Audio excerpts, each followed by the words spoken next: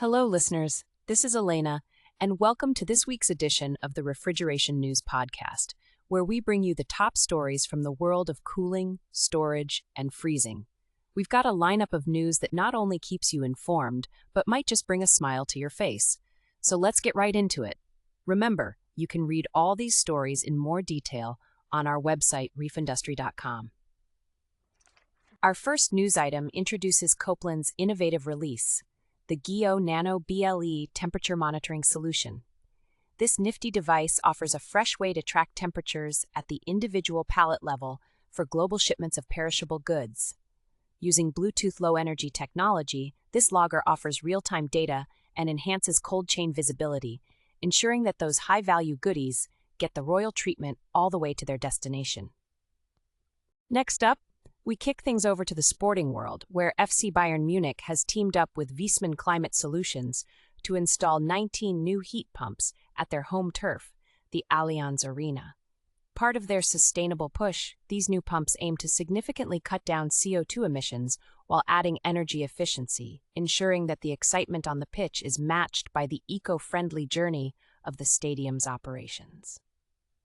For those who love a grand event, mark your calendars for the 2025 edition of Refrigera, which promises to be bigger and better than ever before. Scheduled for November at Bologna Fiere, Italy, this global trade show will highlight the latest in refrigeration tech, along with an extensive session lineup dedicated to sustainability in our industry. As they say, something for everyone, from professionals to those simply curious.